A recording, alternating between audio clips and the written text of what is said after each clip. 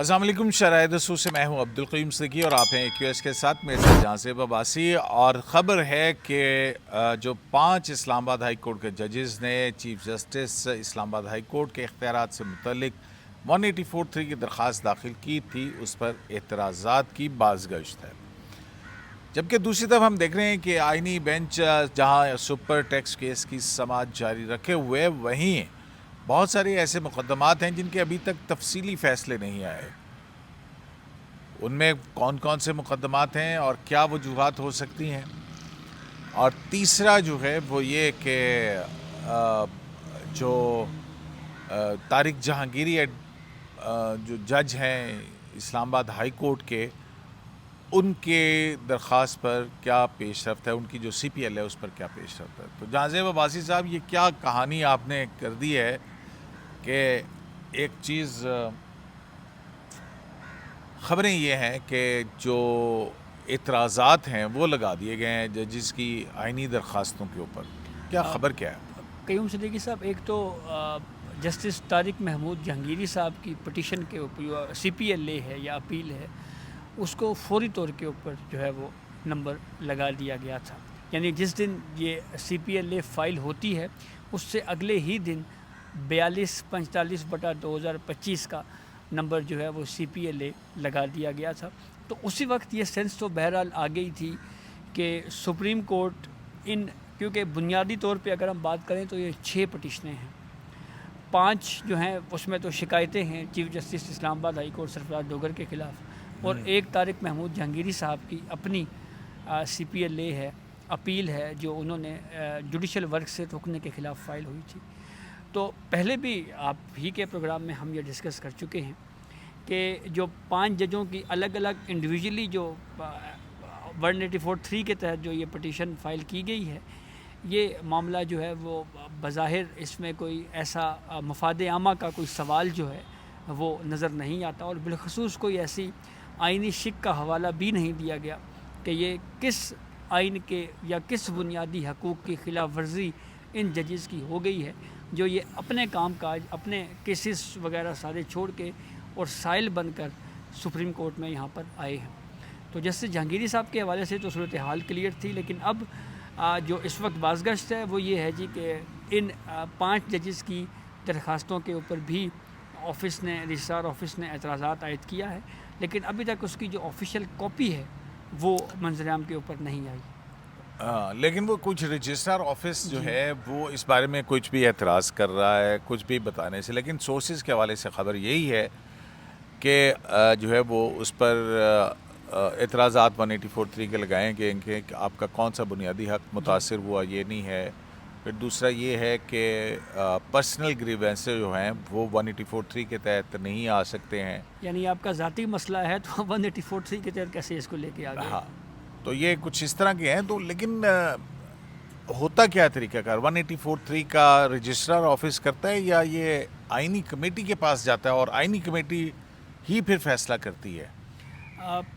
پہلے تو قیوم صدیقی کیونکہ صاحب 3 رکنی آئینی کمیٹی ہے نا اب تو، پریکٹس اینڈ پروسیجر قانون کے تحت بھی، اور 191A میں جو امینڈمنٹ ہوئی ہے 26ویں آئینی ترمیم میں، اس کے بعد جو جسٹس امین الدین خان، جسٹس جمال مندوخیل اور جسٹس محمد علی مظہر پر مشتمل کمیٹی جو ہے یہ اس کے سامنے جائے گا معاملہ اور وہ ڈیسائیڈ کرے گی، یا رجسٹرار آفس اپنی رائے دے کے ان کو بھیجتا ہے؟ کیا کہانی ہے؟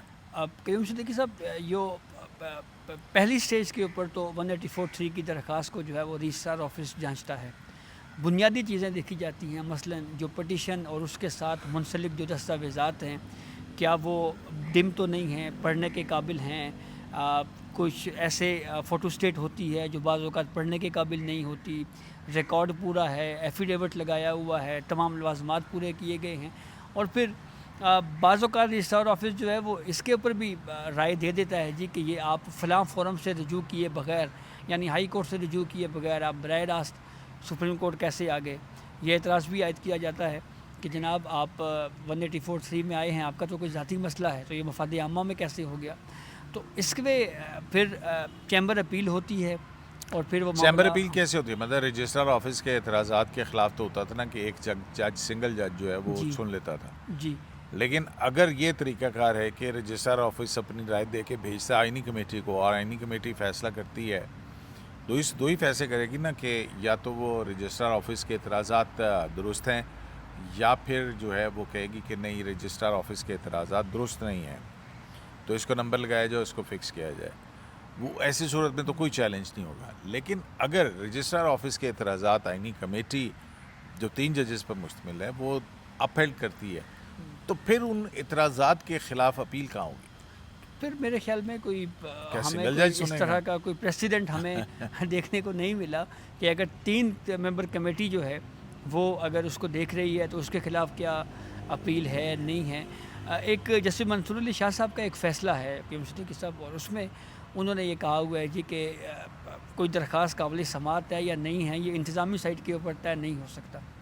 تو اس کے اوپر بھی بہرحال کافی ڈسکشن جو ہے وہ ماضی میں بھی ہوتی رہی ہے جب اس طرح کے کوئی آبجیکشنز آتے رہے ہیں. تو اچھا چلیں ہم آگے بڑھتے ہیں. اب بات چاہتے ہیں جناب کہ طارق جہانگیری صاحب کی تو درخواست فوراً لگ گئی ہے نا, جی تو کب تک لگ رہی ہے وہ عمومی طور کے اوپر؟ اب کیا ہوتا ہے جو اب ای فائل ہی ہوئی ہے نا اب تو جی دیکھیں طارق جہانگیری اس صاحب پر کی 4247/2025 نمبر بھی لگ گیا اس کا. جی جسٹس طارق جہانگیری صاحب کی جو پٹیشن ہے وہ تو 184(3) میں ہی فال کرتی ہے. اس کی وجہ یہ ہے کہ یہ ایک تشریح کا سوال ہوگا کہ ایک جج کو جب سپریم جوڈیشل کونسل میں اس کے خلاف پروسیڈنگ پینڈنگ ہو تو کیا اپنی ہی ہائی کورٹ اس کو جوڈیشل ورک سے روک سکتی ہے یا نہیں روک سکتی. تو میرے خیال میں اس سوال پہ یہ معاملہ تو آئینی بینچ میں ہی جائے گا.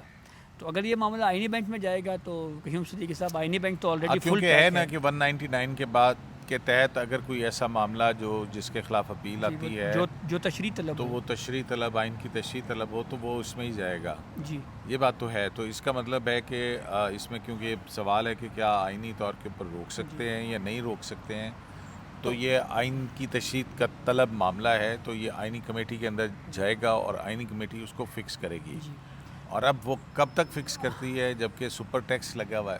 یہ تو فل پیک اسے کہتے ہیں نا جیم پیک اس وقت چل رہا ہے. قطار میں ایک کیس 26ویں ترمیم کا وہ اس کے بارے میں کہا جا رہا ہے کہ جیسے ہی سپر ٹیکس کیس کنکلوڈ ہوگا تو جناب ساتھ ہی 26ویں یعنی ترمیم کا کیس فکس ہو جائے گا ہیئرنگ کے لیے. اس کے علاوہ ICAs ہیں ججز ٹرانسفر کیس میں, اس پہ بھی وہ بھی ابھی انٹرا کورٹ اپیلیں لگنی ہیں. تو اگر ہم بات کریں کہ قطار میں اگر کیسز آ رہے ہیں تو پھر تو دلی تھوڑا دور نظر آ رہا ہے.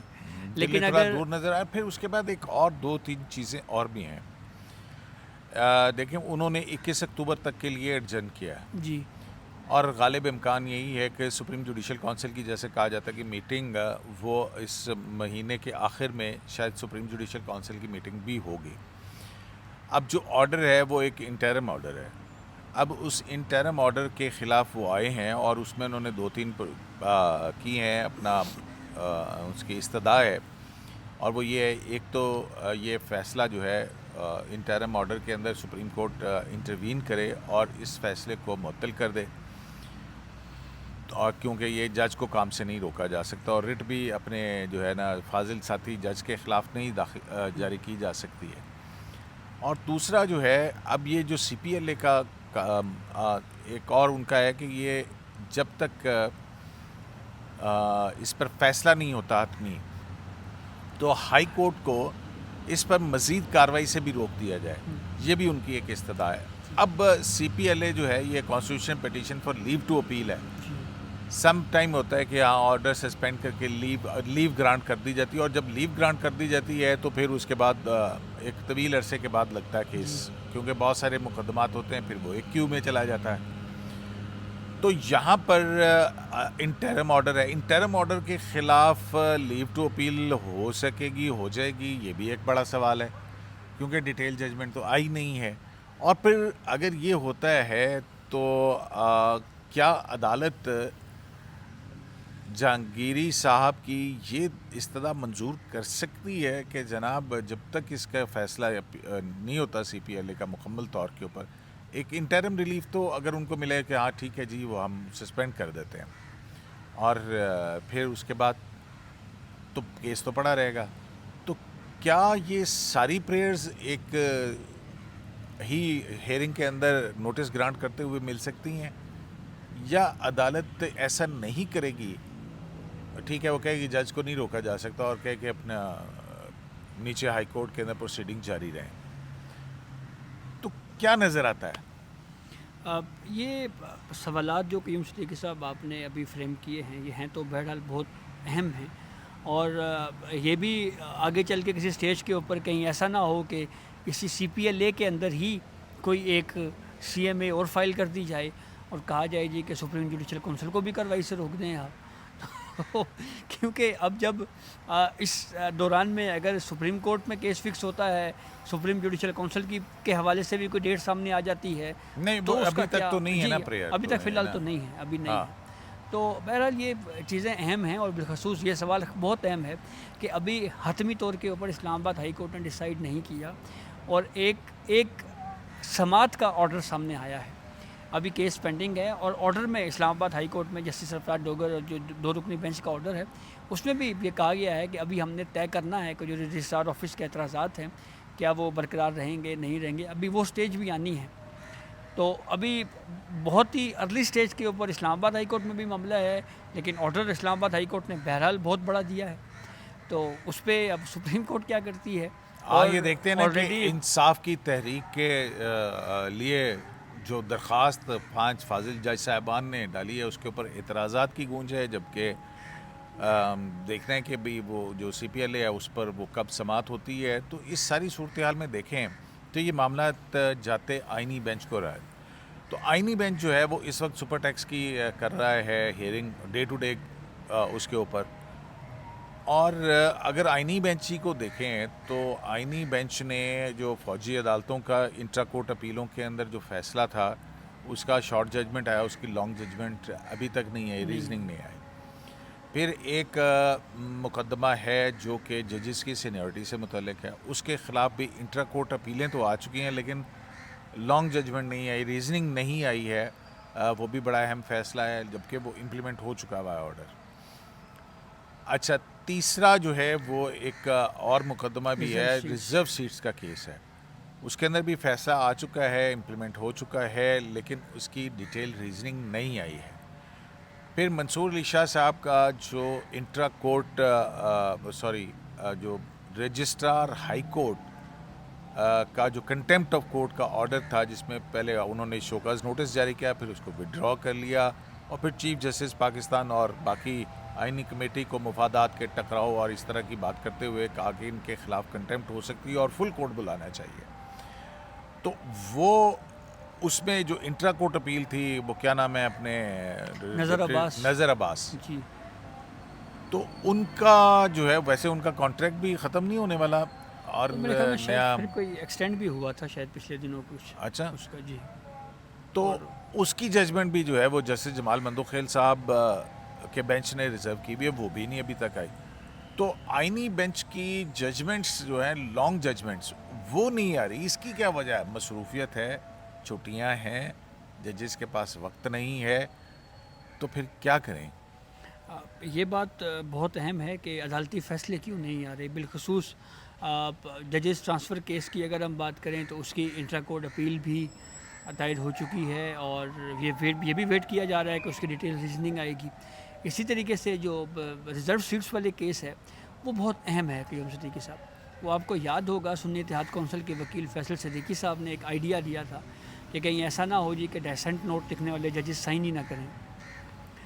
پھر جسٹس صلاح الدین پنور صاحب بینچ سے نہیں، وہ تو پھر آرڈر آف دی کورٹ آ گیا تھا نا کہ 11 اور اس میں جی، جو ہے وہ اب جسٹس صلاح الدین پنور صاحب نے کیوں بینچ سے علیحدگی اختیار کی، انہوں نے اس کی ریزننگ دینی ہے، وہ کیا ہیں، وہ بھی دیکھنے والی بات ہوگی، تو اس کا بھی انتظار ہو رہا ہے۔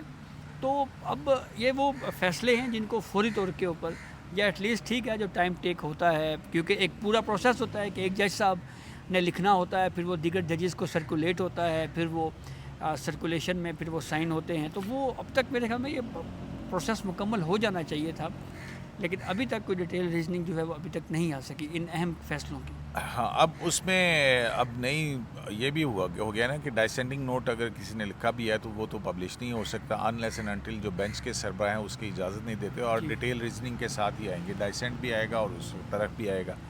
تو یا تو لوگوں نے ڈائسینٹری نہیں لکھا یا لوگوں نے لانگ ججمنٹ نہیں لکھی.